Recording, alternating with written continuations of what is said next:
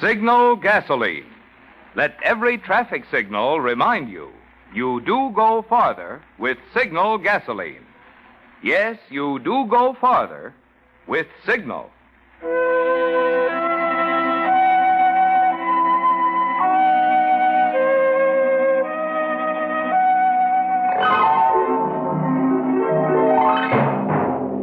The Signal Oil Company and your neighborhood Signal dealer bring you another curious story by The Whistler. Tonight, Murder is Blind.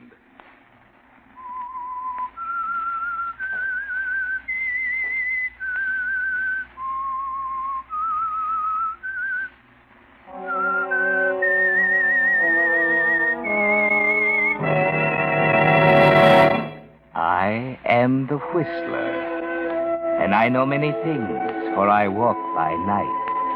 I know many strange tales hidden in the hearts of men and women who have stepped into the shadows. Yes, I know the nameless terrors of which they dare not speak.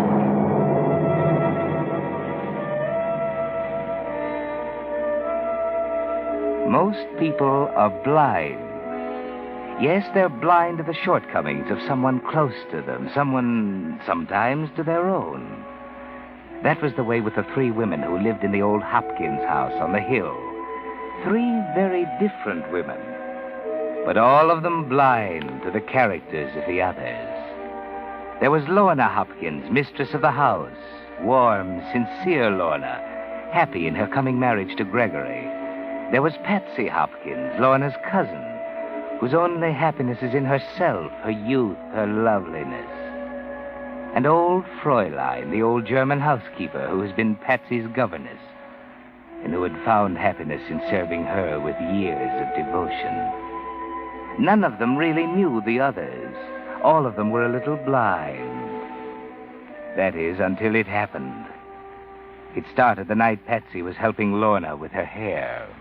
There. That's finished. Fräulein can help you with the rest. Now what? Gregory. He's waiting in the living room. Do keep him company like a good girl, Patsy. Oh, really, Lorna? It's a bit tiresome playing substitute. Besides, he doesn't want to see me. Of course he does. Be an angel and try to keep him consoled till I get dressed. Listen. Greg playing the phonograph? Caselli's Serenade. Lovely, isn't it? Is it? Greg once said it was a musical description of me. Can you imagine? He can say such nice things. Oh, look, Patsy, I'm not nearly ready. Do run down and pay the poor man a little attention like a good girl. You're pretty sure of yourself. Sure about what, Pat? Nothing. I'll go.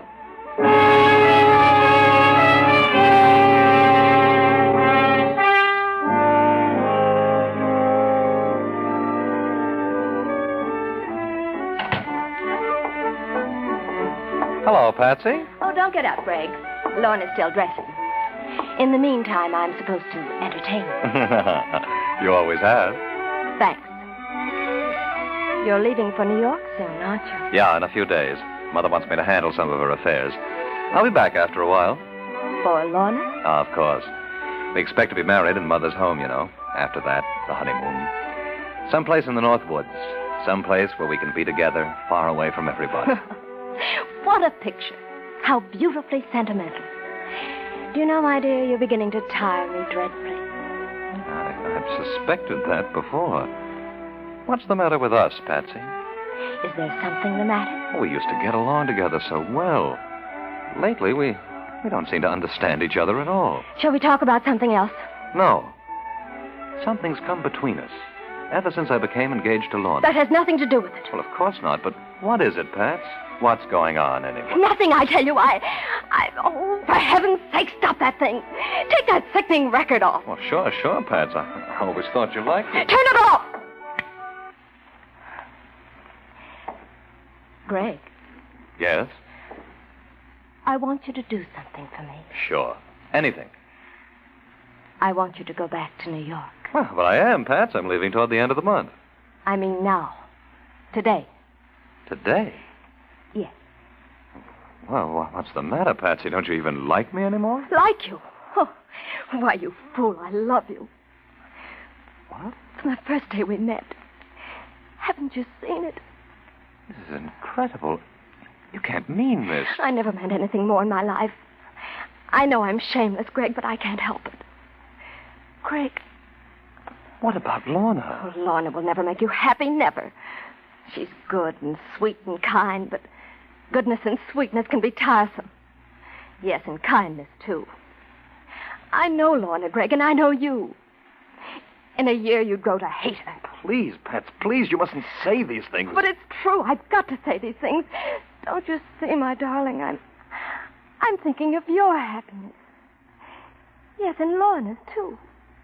And you? And of mine. I have the right to think of mine, haven't I, Greg? We needn't hurt Lorna too much. You'd go away, go back to New York, and after a while, 6 months, I'd come to you. And, Lorna? She would have forgiven me? When she saw we were happy, what else could she do?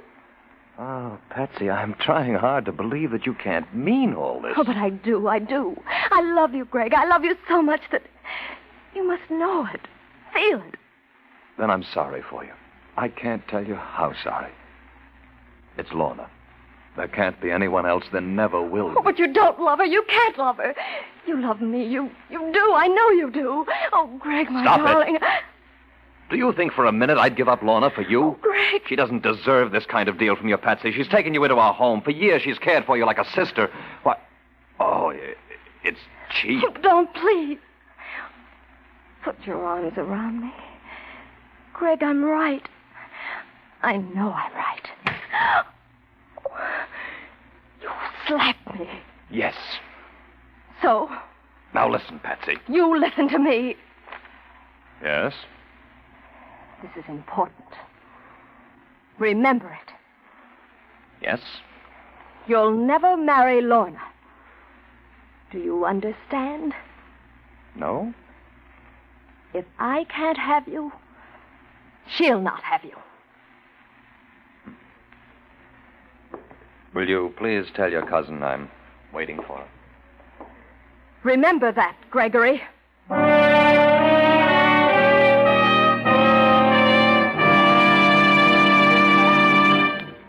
Conundrums. We've all played the old game in which someone describes a thing and you guess what it is. For example, someone says, "It's round, it's black, and it has big yellow letters on it, spelling something that helps your car go farther." Well, of course, you Whistler fans know that's Signal's yellow and black circle sign, which identifies the friendly Signal gasoline dealers who bring you this program. And friends, in today's game of trying to make rationed gasoline go farther, remembering that Signal sign is your surest way to win most miles per gas stamp. You see, in keeping with its 14-year tradition of quality, Signal Oil Company is still bringing you the very finest gasoline that can be marketed under wartime conditions. And the famous Signal formula still places the emphasis on mileage. So to stretch those gas stamps, try Signal in your car. Prove for yourself that it's not just a slogan, it's a fact. You do go farther with Signal gasoline. And now, back to the Whistler.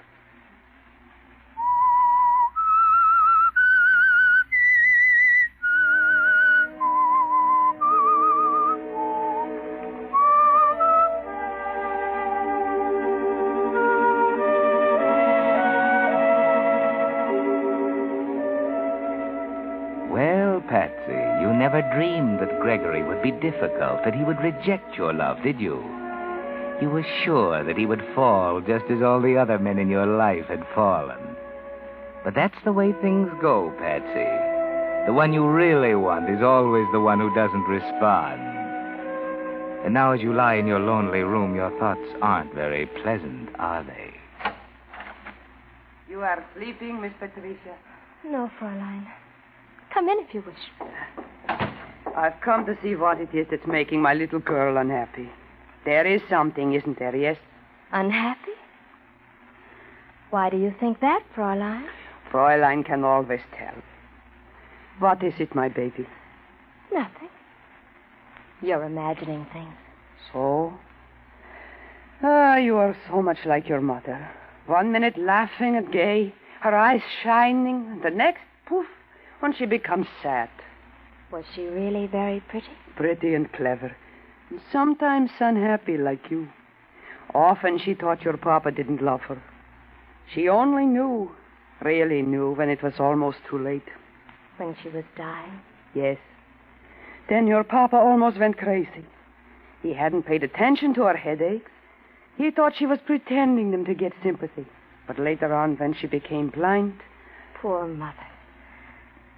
Brain tumor must be a horrible thing. She didn't suffer too greatly. Headaches, yes. And her eyes became so big, so staring. The pupils so dilated. And Father? He went all to pieces. Cried just like a little boy. Your mama died happy. For toward the end, she knew how much he really loved her. He really did love her. Till the day he died. I've upset you talking about your mama. No, Fräulein, I'm glad. I'm glad you told me.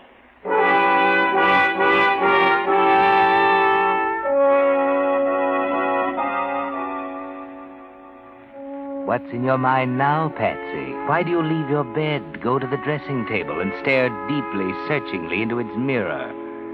Your eyes slowly widen, and you shudder a little bit. After a while, you return to your bed, and your eyes hold a curious, furtive expression, as though, Patsy, you were hiding a guilty secret. And in the days that follow... I've kept you waiting, haven't I, Greg? I'm sorry, really. Oh, forget it. Anything the matter? Nothing serious. I've been upstairs comforting Patsy. Patsy? Poor girl, she's having such a headache. I know, Greg. That's why I called you. I'd counted on seeing you, too. But Patsy has a splitting headache. We'll make it tomorrow, shall we? It's Patsy again, Greg. I'm sorry. I'll call you later.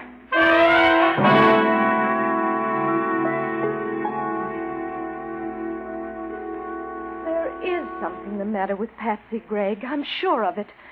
These pains, these spells of dizziness, they worry me. Ah, I can see that. But don't you think you're inclined to exaggerate her condition? After all, everybody has headaches, you know. Yes, I know, but not like Patsy's.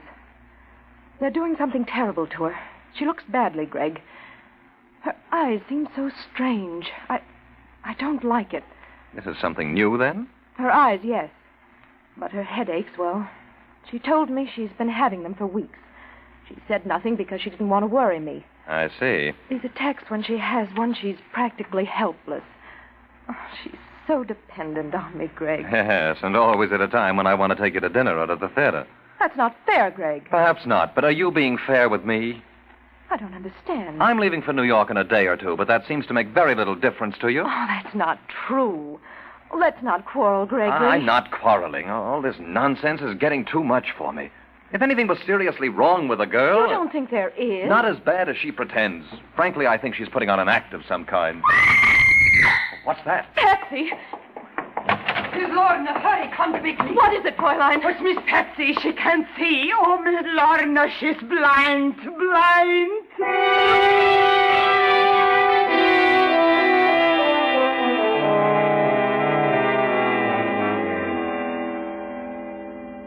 And now, Gregory, you're ashamed and remorseful, aren't you? You'd give anything to recall yesterday's words spoken so bitterly to Lorna. Those scornful phrases doubting the sincerity of Patsy's illness. You thought Patsy's headaches were a game, the sort a willful woman might play for sympathy or attention. Didn't you, Gregory? And now, as you look down at her white face and into her tragic, unseeing eyes, a deep wave of sympathy comes over you. And you feel helpless in the shocking tragedy before you, don't you, Gregory?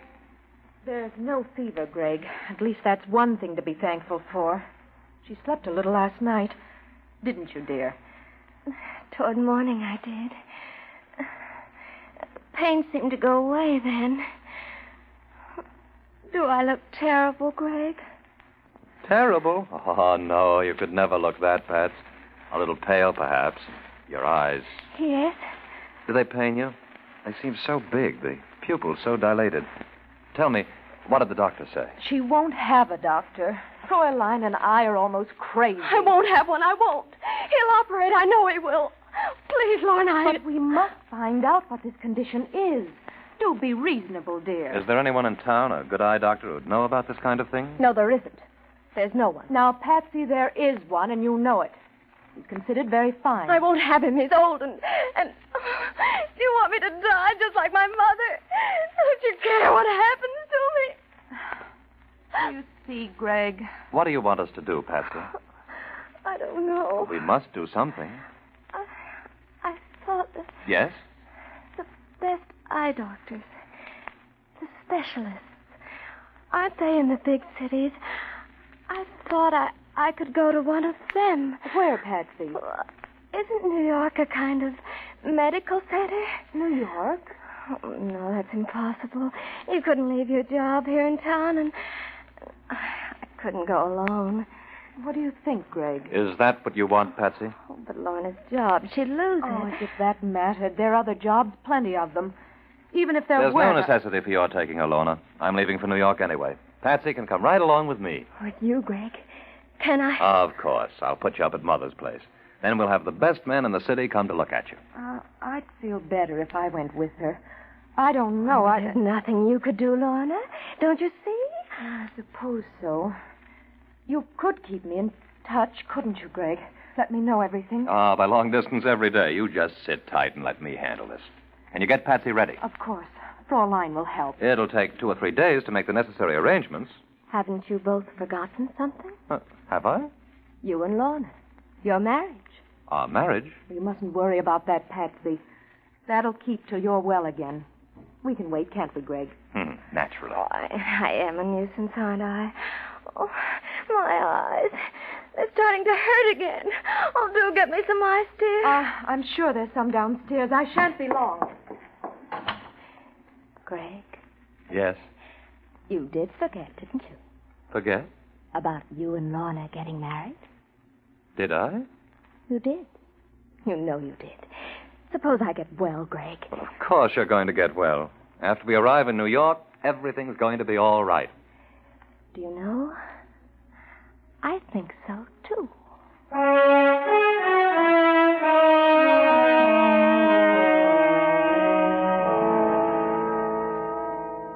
Well, Greg, perhaps you're being a little blind, too. You've forgotten Patsy's warning, haven't you? And her helplessness is a rebuke to your conscience, isn't it, Gregory? For you remember, in spite of Lorna's warnings, your indifference to Patsy's repeated headaches. And you know that if this girl dies, nothing can ever be quite the same for you and Lorna. It's imperative that Patsy regain her health not only for her own sake, but for the sake of your marriage as well. And now, after a day spent in making traveling arrangements, you return to the house with Lorna. We're home early, Lorna. Yes, I know. It's nearly 7. Patsy doesn't expect us back for a couple of hours yet. Must be very quiet. Think she's sleeping? I hope so. She promised me she'd try. After a while, I'll go up and peek in at her. Oh, dear, I would forget. I meant to bring Fräulein something from the corner drugstore. Oh, want me to go for you? No, I'll go. I know what she wants. You stay here. I'll only be a few minutes. Mind turning out the lights? Just leave that small one on over by the phonograph. That'll be enough. I'm going to sit over here in the dark and relax. All right? Fine. Hurry back.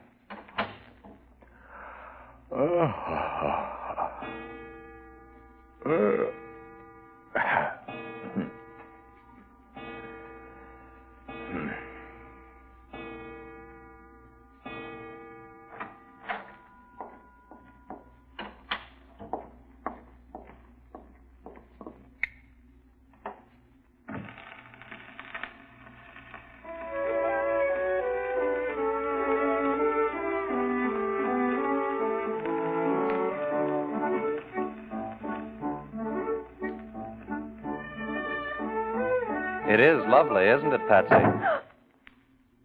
Play it through. It's a bit late to stop now. Greg, Yes, gullible Greg. Simple, trusting Gregory. I didn't expect You to see me? Of course you didn't, my dear. It's all very obvious.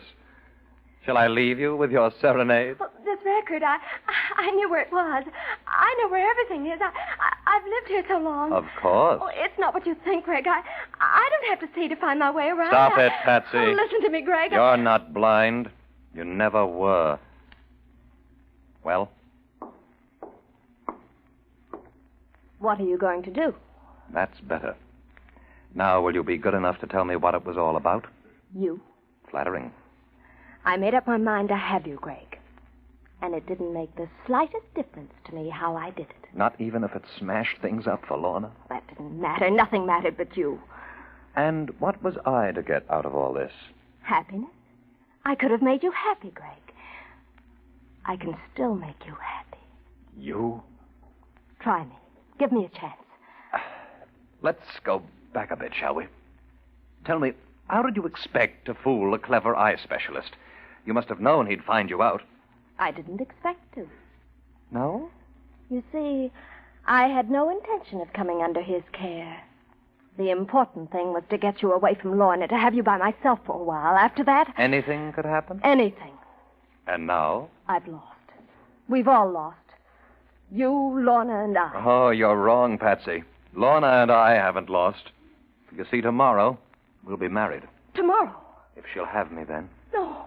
No, you can't. It's beyond your control now, Patsy. It's beyond anything your selfish mind can trick up. Is it beyond death?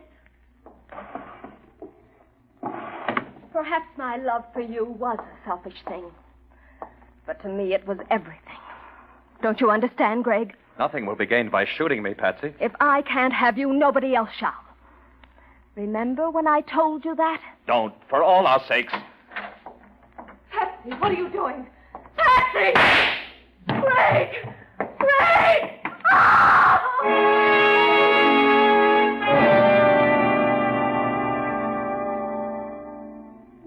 Yes, Patsy, you did it.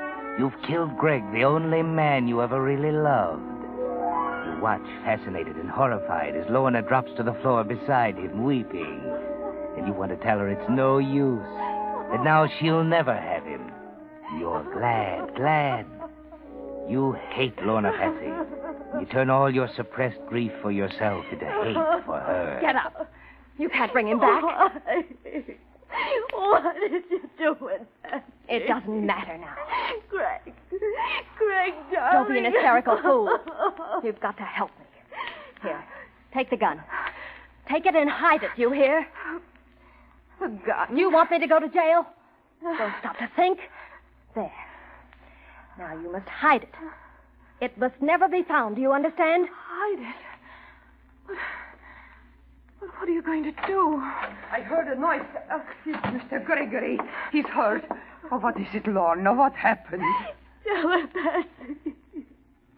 You can tell Fraulein. I tell Fraulein? What is it, Patsy?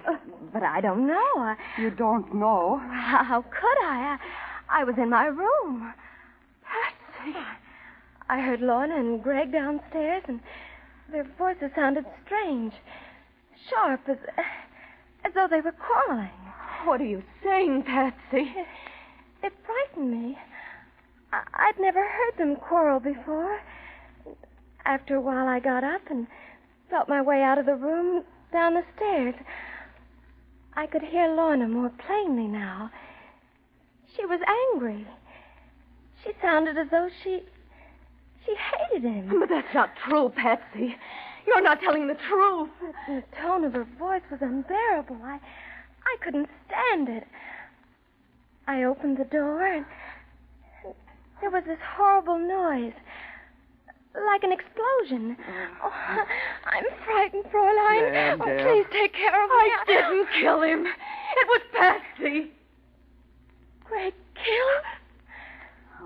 Greg dead? Don't listen to her, Fraulein. I tell you, Patsy did it. She did it. Oh, this is terrible. You believe me, don't you, Fraulein? But why should Patsy do this horrible thing? What reason could she have? I don't know. I don't know. She's blind, Lorna. We both know that. She couldn't have seen to do this. I didn't do it. Then why have you a gun in your hand? Shouldn't we call the police, Fräulein?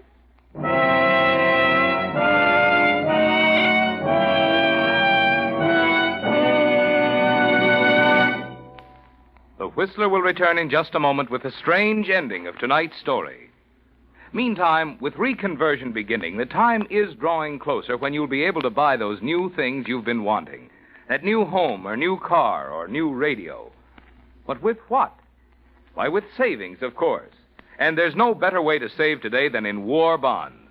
In war bonds, your money is not only drawing good interest, but it's telling those brave guys who are fighting and dying out in the Pacific that you're still back of them.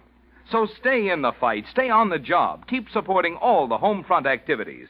Save waste fat, save paper, take care of your tires.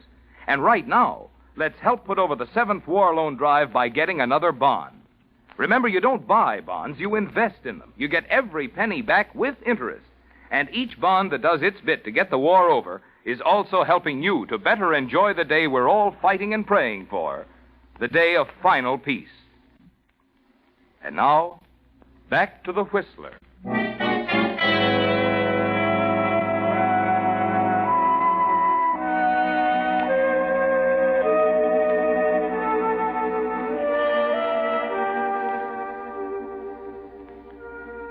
Well, Patsy, you've won, haven't you? Not only have you killed Greg, but you're having your revenge on Lorna for taking him away from you. She's going to jail for murder, isn't she, Patsy? The police are here now. The detective is questioning Lorna, looking at the body. But there's something you didn't count on, Patsy. You were blind to someone else's character. Fräulein. She stood by you all these years. But murder is something else. And suddenly you see her come back into the room and walk over to the detective. And she's holding something in her hand that freezes you with horror. Fräulein! Yes, Miss Patsy, I found it. I saw it hidden in your dresser a few days ago. I thought it was strange then, but now I know. What? What is it, Fräulein? Yeah, what is it you're talking about, miss? This. No, Fräulein, no! Wait a minute. I thought you couldn't see. So did we all. But this little bottle proves how she fooled us. It's belladonna to make her pupils dilate, to make her look blind. Hey, stop! Come back here! Fräulein, stop her! Patsy, stop! Fräulein, what's she doing? She's running out there. Wait, Miss Lorna, the detective is after her. But she's running right out of the street. Oh, my... Look, Fräulein, that car! Patsy, look out, Patsy!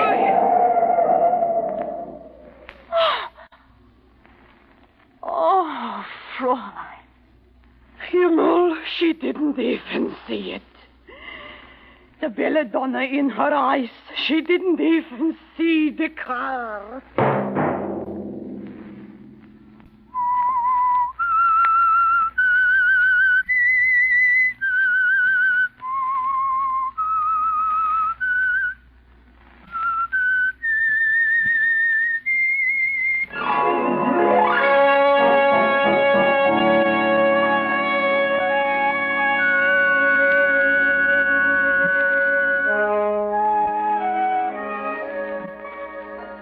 Next Monday at 9 o'clock, The Whistler will bring you another strange tale.